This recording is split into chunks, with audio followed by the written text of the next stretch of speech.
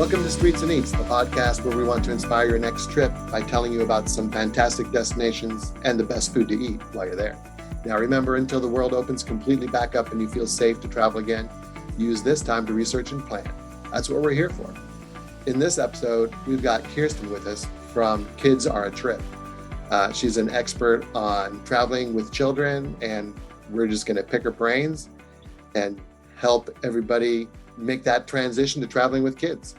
We know it's easy to get out there with your significant other and hit the road and plan a spontaneous weekend.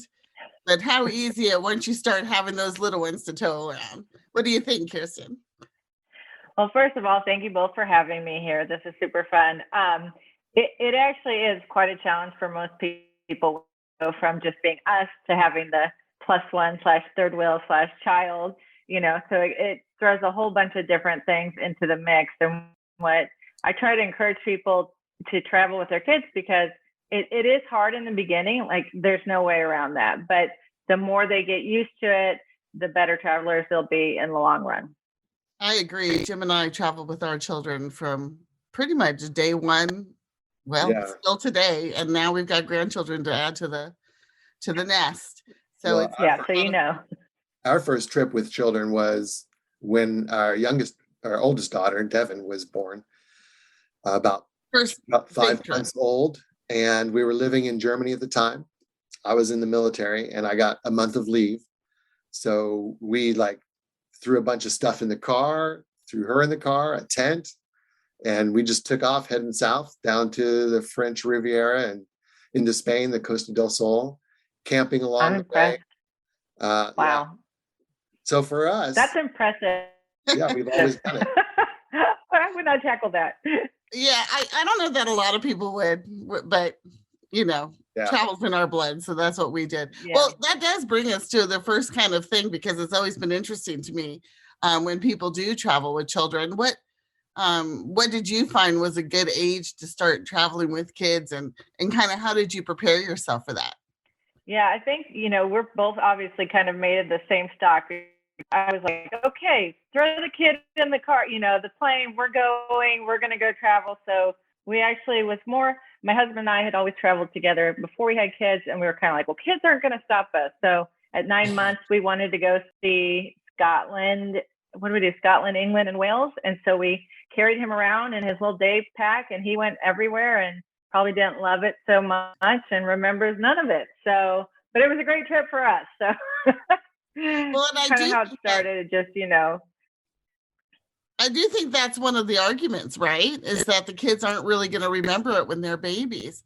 But I don't know what you found. One of the things that we found that was so enriching about traveling with babies specifically was that people come out of the woodwork to come meet you. And in our case, they would take the baby, and we were trying to eat dinner at a restaurant, so they would take the baby and go off into the back room, which I was okay with, because I didn't worry about it. But then there was always this moment, about 10 minutes in, I'm like, oh, I hope they're bringing my baby back. They always did. Yeah, that's a good thing, right? So it was a good thing. Yeah, I think having a stroller was very helpful, because it was, if you went to the busy spots, you just put them down, they'd sleep. So it's just kind of one of those things where you just kind of go with what you know, and that's just that's how it's going to be for everybody, and you'll just enjoy what you can. And if he gets fussy, you go back to the room and put him in a bed, and then go back out again. So a little bit of learning along the way. Yeah, and while they're that young, of course, they're not really going to remember it.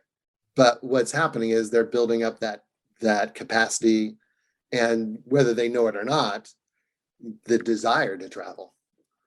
So as they get older, it's going to be easy. And so this, the nervousness or the scare factor is not really going to be there for them. Right. There's a confidence that you... Exactly. I think adults gain a confidence from traveling. So to grow up with that, I just think it's so much more of a gift. It is. And I hope my kids realize that one day. Well, yours are teenagers now. Is that? Yeah. So they're 19, 17, and 14. So they know they need to have some reality checks, especially the oldest one who's now off at college. He thinks that he can go travel and have all this money in the world to travel like we do. And I'm like, you don't. You need to figure that out. I mean, you'll be sleeping on floors for a while and, eating ramen. But I think it definitely instilled the love of travel in all the kids. Yeah, really neat. I can remember when my girls were teenagers, a couple of times they were like, well, we just don't want to go this weekend or on this trip. And so I remember one specific incident that my older daughter and I were like, okay, well, we're going. And we left the younger one at home. And now today she says, you should have made me go. I said, you have to learn at some point that your choices make a difference. So you lost out on that trip. That's and true. whose fault was that? So I didn't do that very much, only kind of on that. It was the way the circumstances worked out. So I thought, well, lesson learned. Yeah, and they will. So, yeah, and they're more fun at teenagers. The other thing that Erica did, she is our youngest, is she was in love with Paris. So, and we lived a couple of hours from Paris. And so every single 3-day weekend, I'd turn to them and say, where do you want to go? And she would always say, It was always Paris. So that year we did a lot of Paris. There you go. Which brings me to the next point. I think that I've seen on your blog that you talk about having the kids involved in the planning and deciding where to go. How do you work that? Or how did you start that even? Yeah, so when they were younger, I actually happened to be a former teacher as well. So my whole thing was travel is an education. And so I started with teaching them about different cultures. And it was more directed by where we wanted to go. So like they would take French classes before we went to France. They took Italian before we went to Italy. So we'd read books, we'd cook recipes. So it was like more of a cultural immersion at home before we even went to the destination to begin with. And so at one point, I just got way too busy for that. I mean, as 3 kids get older and you have less time as they get involved with activities, there's a little bit less of that. So it's kind of been evolving, if you will, to where now I still pick out the destinations where we want to go, but then I present it to the kids as, okay, of these destinations, where would you want to go? And then we kind of narrow it down from there. And then do they get to pick an activity that's only like their choice, or does that vary? You would think. I'm still a little too much type A to let them have much input. I've learned with my kids. So, when they're little, I always built time in the schedule for them to have downtime, whether it's going to the local park or a playground or just relaxing in the room. And now I found that as teenagers, they would rather stay in the room and just be on their phones. And so now I plan organized tours. So there's no excuse for staying. You can't stay in the room because I've made it a busy enough schedule that you will have downtime, but for the most part of it, you're going to be on a schedule. So, and they haven't complained yet. So I think we're going okay with that route. So what kind of tours do you schedule? Do you schedule sort of active tours, or do you schedule more history tours, a combination? We've done both. And it's funny because my husband and I were never people to take a tour on our own. Like that was just, no, we can figure it out on our own. We use the Rick Steves guidebooks, find all the information we needed, do the audio tours. But now as they're older and we've been able to do more guided tours, we like to find ones that are historical, that tell you a little bit about the place, and then have a mixture of fun worked into it. With 3 boys, as you can imagine, we're pretty active adventure seekers. So they like daredevil kind of stuff, which I just kind of have to suck it up and go along with. And, but I mean, we went to Greece this past summer. We did a mythology tour because I knew they would all like that. And they all have, were actively involved in interacting with the guide and seeing the sites that they knew from their history books, but it kind of put it all together for them. And you just have to kind of find the right tours that are fit for kids. So I tend to look for family tour guides, if you will, those who are familiar with working with families with kids. Like we've done a context travel tour in Paris before. The Athens was called Alternative Athens, they do guided tours with kids. So they're there and they're out there. So it's just a matter of looking a little harder to find them. So did they specifically say family oriented? They will. Yeah. So they have tours that they recommend for families. So, and usually those are a little slower paced. They're smaller groups because, you can't have 20 kids in a group because then you'd be like corralling chickens kind of thing. And it's just kind of keep an eye out for what, and I ask in different Facebook groups, has anybody found a tour that they love? So, I think other people sometimes are the best source of information because if they've done it and it worked for their family, usually I feel pretty confident that it could work for us. I agree. Are there things that they've done that were more adult oriented that they griped about later, or were they just malleable enough just to sort of handle it? Well, I think it all comes back to the whole traveling from a young age kind of thing, where they just, know what the right way to handle it is and to be respectful while you're there, and then you can complain about it later. So, we haven't had too many of those, thankfully, but there would be parts where they're like grumbling under their breath, like, oh my God, this is so boring. But, at the end of the day, like they will say they learned something or they enjoyed a certain part of the activity. So yeah, they're pretty good about it. We all get there at some point. Even I've mumbled under my breath occasionally. Oh, this is getting. we had one tour guide in India that really wanted to show us every little detail in this palace, and finally we had to say, we do want to see the palace and we are interested in the details, but maybe not every single one, because it would take like half an hour to get out of work. He would look at a panel over the door of a Ganesha or something, and we'd spend 20 minutes on that. I don't even have the patience for that. Yeah, no. And guides are usually really really open to hearing what you are really interested in, and they'll modify it. And he did. And we ended up having a great time with him. He ended up inviting us back to his house to meet his family and gave us some snacks, and it was really good.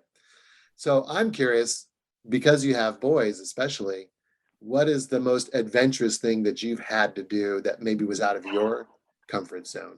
That's a good question. There's so many. So I'm like, I'm going to say the two biggest ones. So I took them on a trip to the Dominican Republic a couple of years ago, and it was just my older two boys and myself.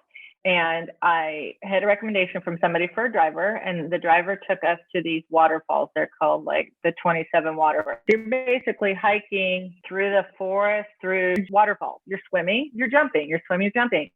And at one point in the trip, I got to the point where I'm like, this was a really bad, it's fun for them and they loved it, but I was thinking I'm going to injure myself at some point here. And, but we made it through, thankfully. Like the last waterfall was probably 25-foot jump, and I just kept inching a little bit down to the next level, to the next level. So it was maybe only a 10-foot jump for me.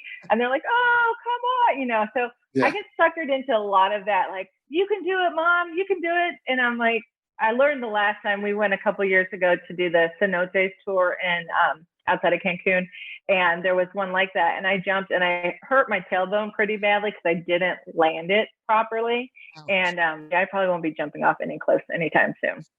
Oh, so but they were pretty supportive the whole time, and oh yeah, I mean they love the adventure thing. If I would let them jump out of a plane, they would. And so kind of now the policy is, especially with my oldest one, is I don't want to know it until after you've done it. Like, don't tell me you're thinking about going to do it. Just tell me when it's over.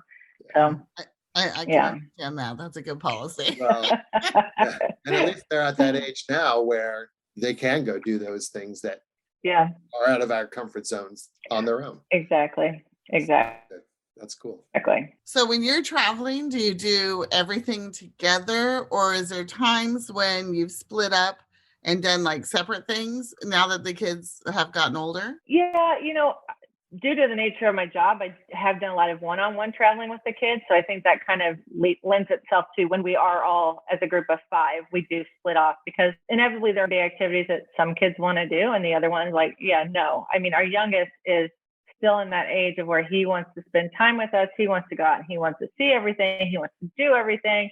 Where the older two might be like, no.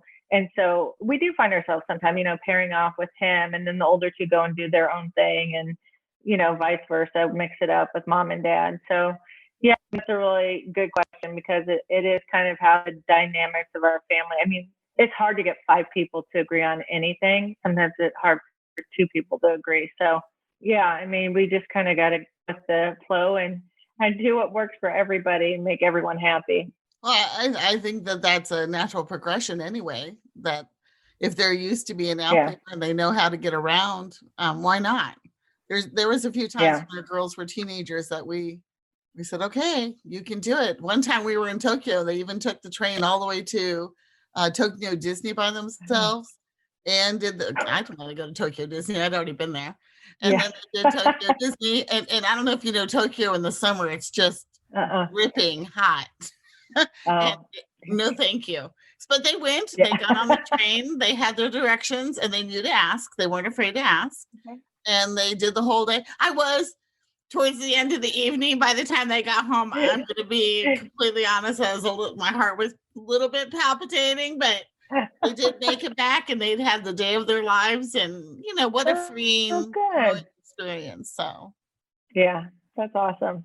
So I just think it's part of the travel journey, travel growth. Exactly. Figuring it out. So I see that you've done a lot of Caribbean and sort of Central American stuff. We haven't done that, but have you found some places that you think are much more kid oriented? So if someone was going out for the first time and they hadn't traveled with their kids before, what are some places that you would suggest to them? It's funny because I feel like we almost learned this whole thing backwards. Because we used to be the family that would go to Disney World and we're like, oh, we don't need to stay on property, blah, blah, blah. We'll save money, we'll stay off. No, when your kids are little, that's when you need to stay on property. Like we learned that the hard way. So and that's not even a destination I recommend for everybody but some people love it. And so great, go do your Disney World. But for me, actually what sticks out is Mexico, because they have all the all-inclusive resorts and a large of them have the kids clubs, and kids love the kids clubs. I mean, I don't know why I didn't know more about this when my kids were little, but then mom and dad get to drop off the kids and go enjoy their time by the pool or at the beach or taking salsa classes, whatever the case may be. And I think that from an ease of travel situation, it's pretty easy to get to many locations in Mexico. All-inclusives aren't going to necessarily be your best food. So if you're a foodie, it may not be for you. Some will be. Some resorts have really good food, but there's just not a lot of properties in the Caribbean. There's some that offer all-inclusive and that offer, kids clubs, but I think Puerto Rico comes to mind. They don't have all-inclusive resorts there. That's just not a thing. So, if you want some simplicity, granted you have to have a passport, but Mexico is kind of my go-to for an easy family vacation. I think that's exactly spot on. Something that makes it easy for you to begin with, to do some venturing out, but some staying in and sort of getting used to the flow of things. Yeah, especially with the young kids, that kids club is a really good idea. Yeah. And it's funny, the only other place I think of that has something with that in the U.S. is like, I don't know if you guys have been to any dude ranches, but the one we went to, we had kids, one of the families had kids that were like 6 months old. They were twins, and they had childcare for them. So the parents could go out and enjoy the dude ranch. So, there aren't that many options out there, but they are out there if you look for them. It's got to look a little harder than normal. Where was the dude ranch at? That's something we wanted. Haven't yet. Oh yeah. So we went to Tumbling River Ranch. It's outside of Denver, about an hour. That was right, but maybe like southwest. But what I loved about it, it was more than a dude ranch. Like I had a day where I had a massage, and then I had a day we did yoga classes. They had a swimming pool. They had the kids did oh my gosh, like rock climbing. I'm like, what word for it? Rock climbing. Went whitewater rafting one day. So it was so much more than the horses. So I think and it was all ages. Like that's what I loved. It was the perfect multi-gen vacation because everybody could find an activity that worked for them and a comfort level that they wanted. They had a rodeo at the last day. We just had a blast. That's cool. Yeah. Yeah, Yeah, it's really that's fun. actually on our list. We want to do that. And now that we have a Yeah. grandson, we'll wait a few years till he can really enjoy it. But that's definitely something we want to do. Yeah, super fun. So you brought up food. I think that's always a contentious area of traveling with anybody, right? I mean, when I've Right. traveled with groups, trying to even make the decision, where should we go for dinner can take half an hour. Right. I think maybe with Yeah. your own family, it's a little bit easier than that than with other people. But how did you deal with food the whole time? Okay, it's funny because I am that person where my kids are like, just pick a place. So I'm very picky. They hate it. I'm known in the family as being the picky one, but it's not about the food per se. It's about the quality of the experience kind of thing. Like I don't want to, and I'm probably missing out by not going to some great hole in the walls, but I mean, I want something where everybody can eat. We also have, our youngest has a food allergy, so he's allergic to peanuts and tree nuts. So that's always played into obviously where we go destination wise. And so, I mean, we've traveled with our own food before because of him. So yeah, I mean, I'm going around your whole question because I don't have an easy answer for it. I mean, it's funny. So I took one of my kids to Morocco and realized while I was there, like my youngest kid, he can never go there. I mean, there are nuts in everything in Morocco. I mean, you'd have to be on the all-American Morocco plan to even step foot there because there'd be a guaranteed allergic reaction. So, yeah, so food is an interesting one. I try to do some research ahead of time, but they hate that it takes me forever to make a decision. So I'm trying to be better. But I think that you bring up a very good point. Allergies are something to really pay attention to. And like you said, even doing research sometimes doesn't make it easier. Yeah. I know when we were traveling in Turkey, we lived in Turkey for 4 years. And we would ask if we were with somebody who was vegetarian. We weren't, but we always had people visit us that was. So we were like, do you have any vegetarian options? And they were like, you don't eat meat? Like, first of all, this is a foreign concept to them. And second of all, they're like, Yes. but you eat chicken and fish, right? Well, no, because that's still meat in our definition. So, I mean, that's how foreign it was to them. But we did find plenty. They have plenty of vegetarian options, but it was just interesting to have to step into those shoes. We've always been lucky. No one has allergies, so that does make a difference. Well, we definitely have. I get to that point where I'm probably more like your kids, where it's like, no, come on, people, let's just go find someplace to eat. Let's just go eat. It's true. But you do have to be sensitive to that, and yeah, especially with allergies.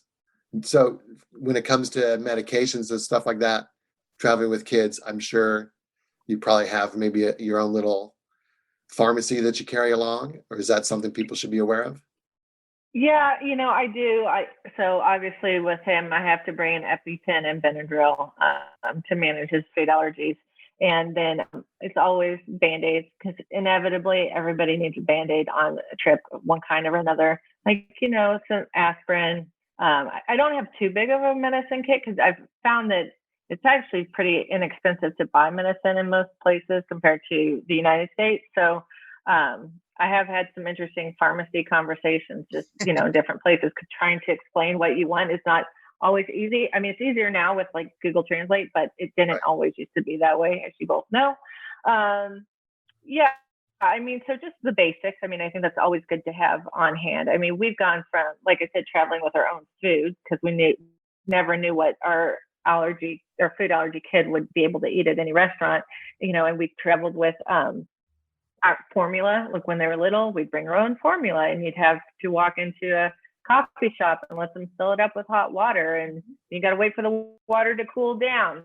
So, I mean, when they're younger, it's a lot more steps to go through, but I think that's the good story here for everybody listening is that by the end of the day, when they're older, it's so much easier. So if you can make it through the hard parts in the beginning, like it's icing on the cake at the end because it's fun and not as many things to bring or planning that need to go into it. Well, one thing we did from the very beginning, we knew we would be traveling with a baby because that's what our life was. And so we didn't ever really heat up her water too much. We just used bottled water, which may not be the most ecologically best thing to do. But 35 years ago, A, we weren't thinking about that. But B, what it did was we didn't have to wait for them to heat it up. We just poured it in there, shook it up. She was good to go. That worked for us. Right, because they don't care. They don't know better, You're right. That probably would have been easier. Well, that's what we did. It did work for us. Hindsight. And then we had some control over the quality of the water because some places you just don't know. Right. Well, it sounds like you do a lot of travel. So aside from the pandemic, of course, how much do you travel per year? And are there times where you don't go with the kids, or do you always take the kids with you?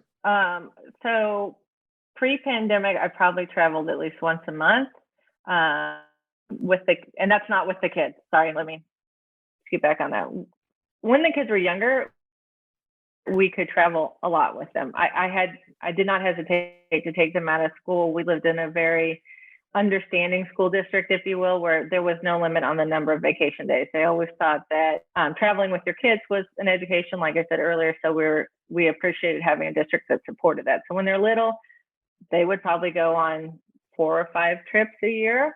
And now that they're older and we're in high school, it's more only at the holidays, which I hate. So we usually are spring break, Christmas, summer. That's all they get. And they're lucky if they get a one-off from that, because I have to pull them from school. Our new school district is not so flexible on vacation days. So, well, and it's harder in high school. Those credits count. That's right. That's true. So So I mean, it's good. It's picking back up. I definitely see that from I've had pretty much since June a trip a month. Wow, that's pretty good. Yeah, busy. That's the way I like it. Yeah. Well, I mean, yeah, I'm not complaining. It's good. So how about now that hopefully we're kind of hitting into the post-pandemic phase, have you been able to start traveling again yet? Well, she just said she's gonna one a month. Oh, even now? Yeah. So So I really, are you guys in the Pacific Northwest? Are you guys in Washington? We're in Washington, yeah. Okay. So I live in Texas, so completely different pandemic experience, I'm sure. Sure. I've pretty much been traveling since last June because that was just never really anything that stopped here. Like, it was more local for sure for a while, probably since March, April of this year. It's been more, I went on a trip with a supplier last to Portugal. So, I mean, it's definitely picking up, and,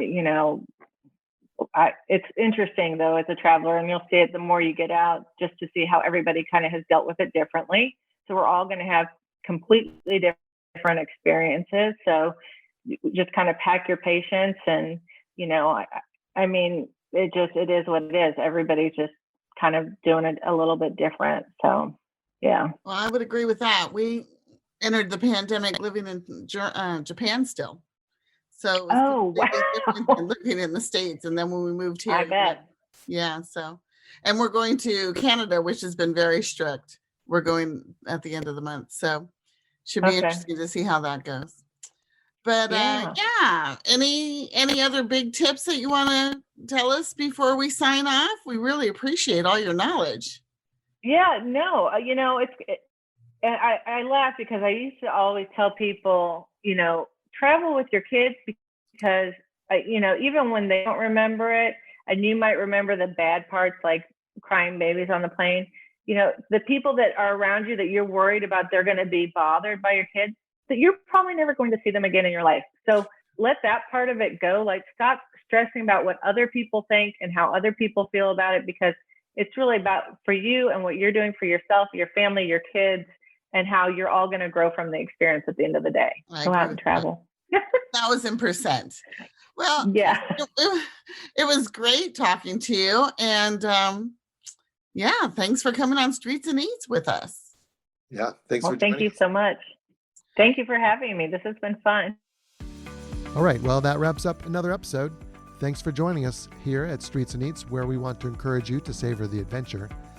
We'd love for you to come to our website, Roving Vales, or our sister site, Reflections en Route, and sign up for our newsletters. That way you'll never miss a podcast or a blog post. And join us on Facebook in our private Facebook group, Streets and Eats, where we talk all things travel, get advice from fellow travelers, answer questions, and just have a great thanks for listening. And Ciao for now.